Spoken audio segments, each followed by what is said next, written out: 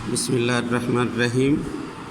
Exercise 9.3 का आज question number 5 करते हैं। क्वेश्चन नंबर 5 में लिखा हुआ है find the value of the trigonometric functions of the following quadrantal angle. यानी ये क्वाड्रेंटल एंगल दिए गए हैं, इनकी हमने वैल्यूज़ फाइंड आउट करनी है। तो क्वाड्रेंटल एंगल की वैल्यूज़ फाइंड आउट करने के लिए सिर्फ एक फार्मूला है, उसको जहन में रखिएगा। यानी साइन 2 प्लस थीटा, ये साइन थीटा के इक्वल होता है। यानी 2 में से कोई भी एंगल प्लस हो तो वो फर्स्ट क्वाड्रेंट बन जाता है। फर्स्ट क्वाड्रेंट में साइन पॉजिटिव होता है, यानी सारे ट्रिग्नोमेट्रिक फंक्शन पॉजिटिव होते हैं तो साइन भी पॉजिटिव होगा। तो साइन ये वाला एंगल आ जाएगा साइन थीटा। एक बात याद रखनी है, इधर 2 की जगह 2 का कोई भी मल्टीपल लिखा हो तो वो इक्वल टू साइन थीटा ही होगा। मसलन अगर यहाँ साइन 4 प्लस थीटा लिखा हो वो भी साइन थीटा के इक्वल होगा। यानी ये कोटर्मिनल एंगल है और कोटर्मिनल एंगल की वैल्यूज़ हमेशा सेम होती है। अगर यहाँ साइन 6 प्लस थीटा लिखा हो तो वो भी साइन थीटा के इक्वल होगा। इसको आपने अच्छी तरह जहन में बैठा लेना है। 2 का कोई भी मल्टीपल हो, 2, 4, 6, 8, 10, 12, 14 एंड सो ऑन, तो वो साइन थीटा के इक्वल ही होगा।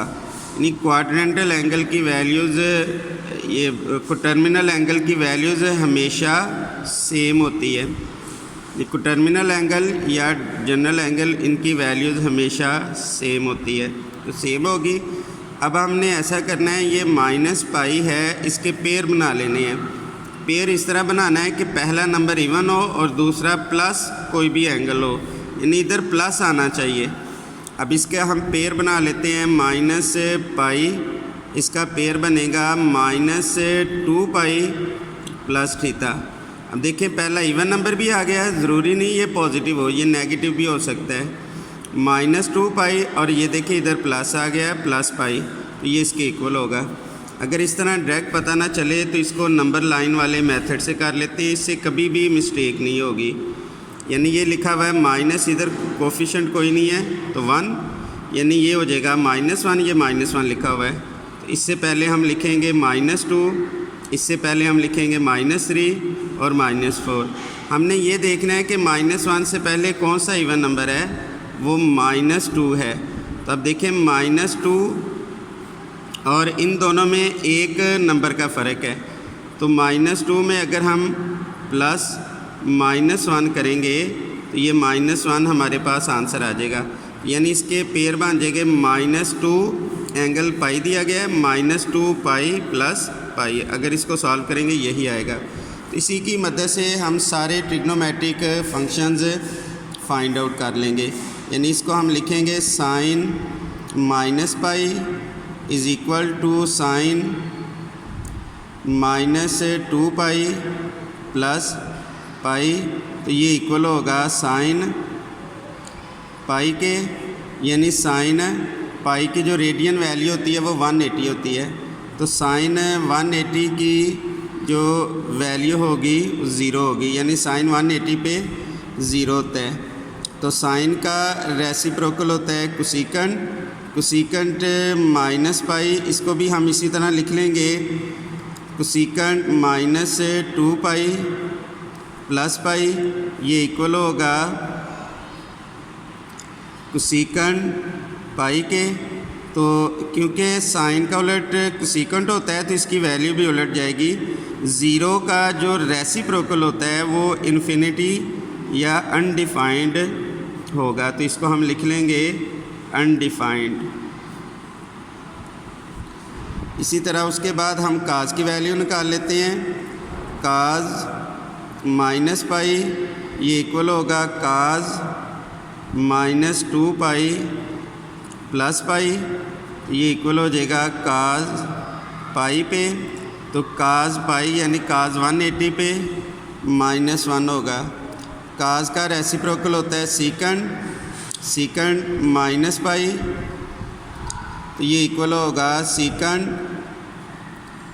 माइनस 2 पाई प्लस पाई, तो ये हो जाएगा सीकंड पाई, और -1 का रेसिप्रोकल -1 होगा। उसके बाद हम tan की वैल्यू निकालेंगे। tan minus pi is equal to, ये हो जाएगा tan minus 2 pi plus pi is equal to tan pi. तो tan 180 पे हम वैल्यू देखेंगे, तो tan 180 पे भी 0 होगा। उसके बाद cot माइनस पाई, ये हो जाएगा cot minus 2 pi plus pi, तो ये हो जाएगा cot पाई। तो 0 का भी रेसिप्रोकल अनडिफाइंड होगा।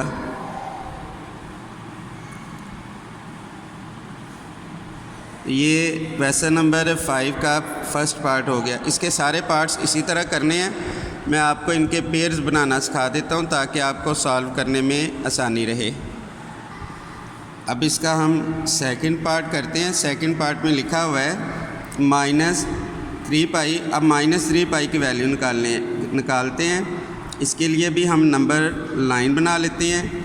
ये वैल्यू लिखी हुई है -3, तो इधर हम लिख लेंगे -3, फिर आ जाएगा -4 -5 -6। अब ये देखें कि -3 से पहले जो इवन नंबर है वो -4 है। अब इन दोनों के दरमियान एक एंगल का फ़र्क है, तो इसका हम इधर सॉल्यूशन लिख लेंगे इज़ इक्वल टू -3 पाई। इसके पहले पेयर बना लेते हैं -3 पाई। अब देखें -3 से पहले जो इवन नंबर है वो -4 है, तो हम लिख लेंगे -4 पाई प्लस पाई, यानी इन दोनों के दरमियान एक पॉइंट का फ़र्क है, एक नंबर का फ़र्क है। तो हम 1 पाई ये वाला एंगल एज इट इज़ आ जाएगा। तो -4 पाई प्लस पाई को सॉल्व करके देख लें, यही बनेगा, और ये पहला इवन नंबर भी आ गया। अब इसकी बिल्कुल पहले सवाल की तरह, पहले पार्ट की तरह हम इसकी ट्रिग्नोमेट्रिक फंक्शंस की वैल्यू निकाल लेंगे। साइन -3 पाई, ये हो जाएगा साइन -4 पाई प्लस पाई। अब इधर 2 का कोई भी मल्टीपल हो, फार्मूला 2 पाई प्लस थीटा वाला ही यूज़ होगा। तो साइन 2 पाई प्लस थीटा, ये साइन थीटा के इक्वल होगा, यानी साइन ये वाला एंगल साइन पाई के इक्वल होगा। तो बाय चांस इसके आंसर भी सारे फर्स्ट पार्ट की तरह आएंगे। तो साइन 180 पे 0 होता है। फिर उसके बाद कोसेकंड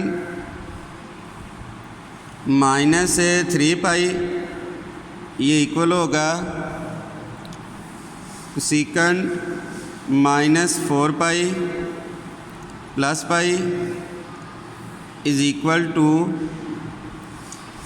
कोसेकंड पाई। तो 0 का उलट अनडिफाइंड होगा, तो इधर हम लिख लेंगे अनडिफाइंड।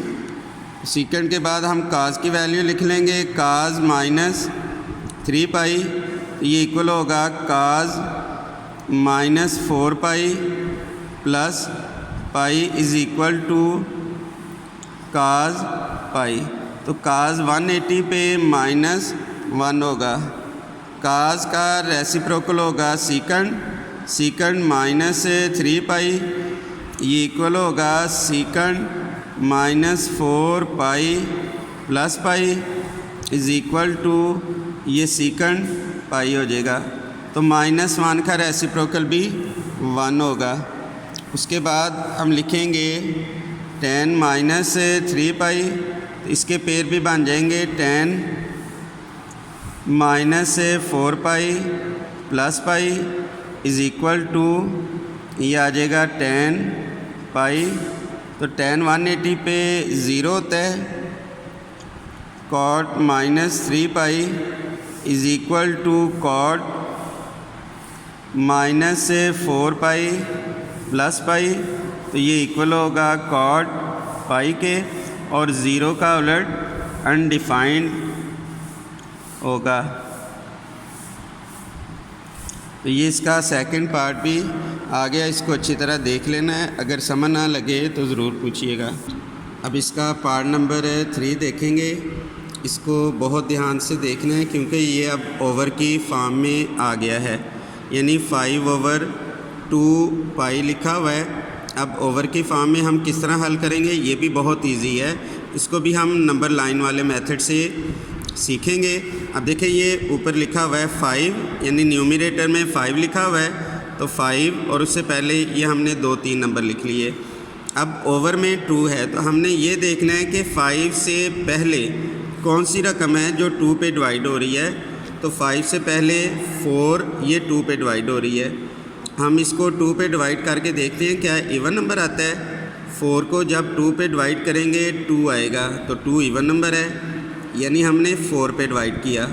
तो 4 को जब 2 पे डिवाइड करेंगे 2 आएगा। अब इसका पेयर देखें, ध्यान से देखना है, यानी 5π/2 लिख लेते हैं। 5 से पहले जो 2 पे डिवाइड हो रही है वैल्यू वो 4 है, तो 4 को 2 पे डिवाइड करेंगे 2 आ जाएगा, तो यानी 2π+। अब इन दोनों के दरमियान एक एंगल का फ़र्क है, तो 1 लिखने की ज़रूरत नहीं है, ये वाला एंगल लिख लेंगे जो ये यूज़ हुआ है। इधर एंगल यूज़ हुआ है π/2, तो ये आ जाएगा π/2। अब इसको सॉल्व करके देख लें, देखिए ये 5π/2 आएगा, यानी इसको अब हम सॉल्व करेंगे तो ये आ जाएगा sin 5π/2, ये हो जाएगा sin 2π + π/2। तो ये आ जाएगा, क्योंकि इधर 2 आ गया है तो ये वाला एंगल सेम आ जाएगा, ये आ जाएगा sin π/2। तो sin π/2 पे 1 होगा, यानी sin 90 पे 1 होता है। अब उसके बाद हम कोसेकेंट की वैल्यू निकाल लेंगे। कोसेकेंट 5π/2, ये आ जाएगा कोसेकेंट 2π + π/2, ये आ जाना है कोसेकेंट π/2। तो 1 का रेसिप्रोकल 1 हो जाएगा। उसके बाद हम नेक्स्ट वैल्यू लिख लेंगे cos 5π/2, ये आ जाएगा cos 2π + π/2, तो ये आ जाना है cos π/2। तो cos 90 पे हम वैल्यू देख लेंगे, तो cos 90 पे वैल्यू 0 होगी, यानी cos 90 की वैल्यू 0 होगी। उसके बाद हम सॉल्व कर लेंगे सेकंड 5π/2, तो ये आ जाएगा सेकंड 2π + π/2, तो ये आ जाना है सेकंड π/2। तो 0 का जो रेसिप्रोकल होगा वो अनडिफाइंड होगा, ये साइन भी हम यूज़ कर सकते हैं। उसके बाद ये आएगा टेंजेंट 5π/2, तो ये आ जाएगा टेंजेंट 2π + π/2, तो ये बराबर आ जाएगा टेंजेंट π/2 के, तो ये इक्वल आ जाना है tan π/2 पे अनडिफाइंड होगा। इधर हम अनडिफाइंड लिख देंगे। उसके बाद cot 5π/2, ये हो जाएगा cot 2π + π/2, तो ये इक्वल हो जाएगा cot π/2 के। तो अनडिफाइंड का उलट 0 होगा, यानी 1/0, 0/1, 0 हो जाएगा। तो अनडिफाइंड का रेसिप्रोकल 0 होगा, ये आपने याद रखना है।